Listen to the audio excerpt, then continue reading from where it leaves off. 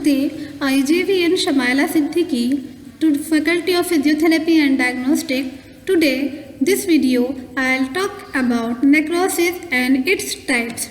So, what is necrosis? Necrosis refers to the spectrum of the morphological changes that follow the cell death and living tissue. So, largely resulting from the progressive derivatives actions of the enzymes on healthy injured cells, and the morphological appearance of the necrosis in the result of denaturations of the intracellular proteins and enzymatic digestions of the cell, and the enzymes are derived from either lysozymes digestions of the dead cells. So, themselves like autolysis and from the lysosomes of the emergent leukocytes heterolysis. So, morphology of the necrotic cells increasing eosinophilia due to the denatured proteins and loss of cytoplasmic RNA and glassy homogeneous appearance. It is also called as loss of glycogen particles and more than appearance of cytoplasm as enzymatic digestions of cytoplasmic organelles. So, phospholipid masses derived from damaged cell membrane, it is called as myelin figures. Calcification, the next part is calcification. Calcifications in fatty acids derived from phospholipids masses electron microscopy findings, and necrotic cells are characterized by the discontinued in plasma and organelle membrane and swollen the mitochondria with large amorphous densities, for example intracytoplasmic myelin figures, and aggregates of the fluffy material and representing the denatured proteins. Next is nuclear changes. Due to the non-specific breakdown of the DNA, three patterns are identified. First is karyolysis. Karyolysis means fading of the basophilia of chromatin due to the enzymatic degradations of the DNA by endonucleases. Second is pycnosis. The pycnosis means nuclear shrinkage and increased basophilia. The last one is karohexis. The karohexis means pycnotic nucleus and undergoes fragmentations. The next type is types of necrosis. Types of necrosis including the first is coagulative necrosis. Second is liquefactive necrosis. Third is caseous necrosis. Fourth is fat necrosis, and last one is fibrinoid necrosis. The first is coagulative necrosis there is a preservation of the basic outlines of the cell and the increasing intracellular acidosis and denatures only structural proteins but also the enzymes and so block the proteolysis of the cell. For example, myocardial infarction, and this is characteristics of hypoxic death of the cells and all tissues but except the brain. So the next is liquefactive necrosis. In liquefactive necrosis characterized by the digestion of the dead cells resulting in transformations of the tissue into a liquid viscous mass, is characteristic of focal bacterial and occasionally fungal infections because microbes stimulate the accumulations of the inflammatory cell, for example hypoxic death in central nervous system. But if the process is initiated by acute inflammation, the material is creamy yellow because of the presence of dead and white cells, and it is also called as pus. The next type of necrosis is gangrenous necrosis. The term is applied to a limb Gangrenous necrosis, the term, is applied to a limb and usually lower leg that has lost its blood supply and has the undergoes coagulation necrosis. Sometimes when bacterial infection is superimposed, but the coagulative necrosis is modified by the liquefactive actions of the bacteria and attracted by leukocytes.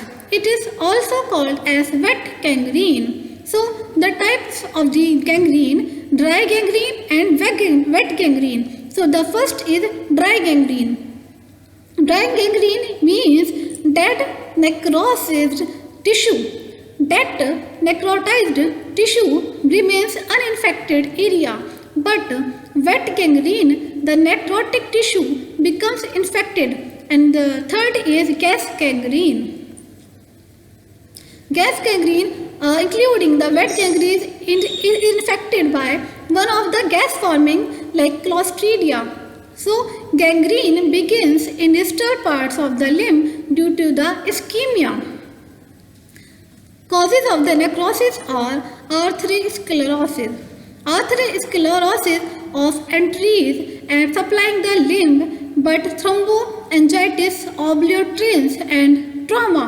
So, due to the ischemia, tissues damaging infarction and line of the separation is formed between the necrotic tissue and healthy tissue. So, but at the margins of the necrotic tissue, granulations types develop and including morphology, grossly the affected area is dry, shrinkage and dark in color resembling the muminite food. So the black color is due to release of hemoglobin from the hemolyzed RBCs which were acted the hydrogen disulfide and produced by bacteria. So which results in the formation of black iron sulfide, but in gradually the gangrenous tissue cells and falls from the healthy tissue at the time of separation because of the risk of infection, and it should be surgically separated. Next is wet gangrene. Wet gangrene typically occurs in the organs with venous blockage and both venous and arterial blockage, but the diabetic food, high glucose content in the necrosed tissue favor bacterial growth. Bed sores in bed-ridden patients at the pressure on the sides like sacrum, buttock and heel. Also in organs like bowel. Bowel means intestine due to the hernia and intersusception, lungs, mouth, cervix and vulva. So gas gangrene, it is a wet gangrene infected by one of the gas forming like Clostridia. Gram-positive anaerobic bacteria.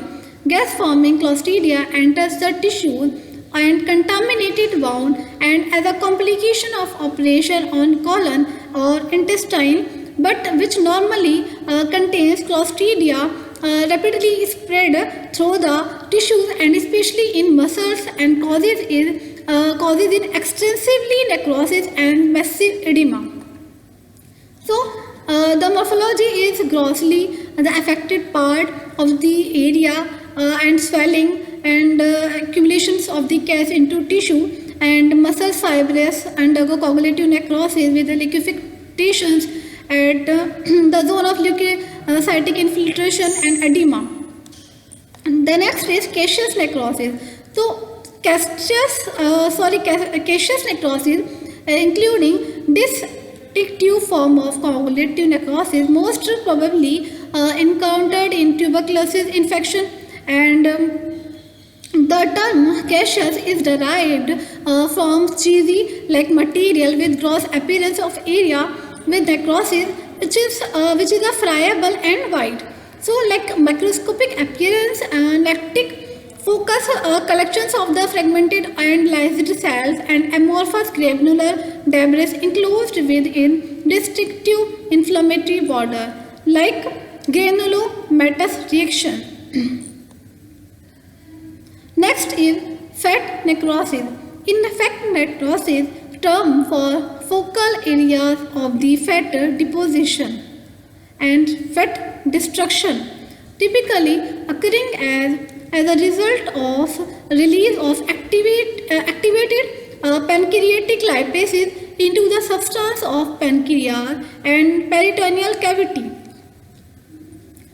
But the fatty acids releases combine with calcium and to produce glossy, visible, chalky white areas, and it is also called as fat deposition. And necrosis take the form of shadowy outlines of necrotic fat cells with basophilic calcium deposit surrounded by an inflammatory reactions. Next is fibrinoid necrosis.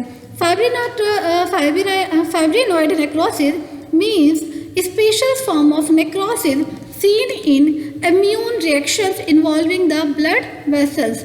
Occurs when complexes of the antigen and antibodies are deposited in the wall of arteries.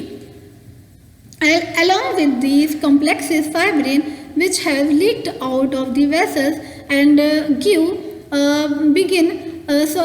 bright pink amorphous appearance, and it is also called as fibrinoid. नमस्ते, खुश रहिए.